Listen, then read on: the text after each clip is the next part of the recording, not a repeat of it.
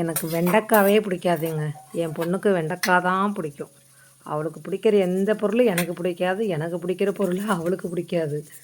ஆனாலும் சில நேரங்கள்ல அவளுக்கு பிடிச்சது தான் நான் சமைப்பேன். ஆனா பிடிக்காம சாப்பிட்ருவேன். காமனா பேராசிட்டமால் மாத்திரை எல்லாரும் பிடிச்சத சாப்பிட்றாங்க. காய்ச்சல் வந்தா சாப்பிட்றாங்கல்ல. அந்த மாதிரி மருந்து மாரி நெனச்சு சாப்பிடுவேன்.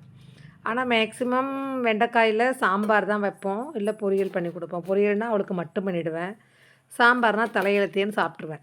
ஆனா, இத கொஞ்சம் ட்ரை பண்ணி பார்க்கலான்னு நெனச்சேங்க. ஆனா சூப்பரா இருக்கு. உண்மையா வெண்டைக்காய் பிடிக்காதவங்கலாம் கண்டிப்பா செஞ்சு சாப்பிடுங்க. நல்லா இது வெண்டைக்காய் மாதிரியே தெரியல ஆக்சுவலா. வெண்டைக்காய் கிரிஸ்பியா பொரிக்கலாங்க. வாங்க, வெல்கம் டூ கைசுவை கிச்சன். வெண்டைக்காய நல்லா நீளமா நல்லா கட் பண்ணி எடுத்துக்கிட்டேன். எடுத்துக்கிட்டு முன்னாடியே கழுவி கொஞ்சம் தண்ணி நல்லா ட்ரை பண்ணிட்டேன். ட்ரை பண்ணதுக்கப்புறம் தான் கட் பண்ணேன். கட் பண்ணால் கடல மாவு வந்து ஒரு 2 ஸ்பூனு, கார்ன்ஃப்ளவர் ஒரு 2 ஸ்பூனு. நான் அரிசி மாவு சேர்க்கல. நீங்கள் ஆப்ஷனலாக தேவைன்னா கொஞ்சம் போட்டுக்கோங்க. அதனால் நான் போடலை. மஞ்சத்தூள், மிளகாய்த்தூள் ப்ளஸ் உப்பு, தயிர் சேர்த்துக்கிட்டேன். தயிர் நான் தண்ணியெலாம் ஊற்றல. தயிர் போட்டுட்டு கொஞ்சம் புளிப்பு அதில் இருக்கட்டுமேன்னு.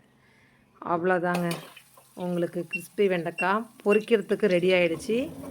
அதே மாதிரி பொரித்து எடுங்க. சும்மா சூப்பராக கிறிஸ்பியாக ரொம்ப அமேசிங்காக இருக்குது. செஞ்சு பாருங்கள். நான் செஞ்சதையும் கொஞ்சம் வீடியோவை கடைசி வரைக்கும் பாருங்கள். அப்படியே நம்ம சேனலை கொஞ்சம் சப்ஸ்கிரைப் பண்ணிவிட்டு பக்கத்தில் பெல் ஐகானை மட்டும் கொடுத்துக்கோங்க. அப்போ தான் நாங்கள் போடுற ஒவ்வொரு வீடியோவும் உங்களுக்கு வந்து சேரும். நன்றி.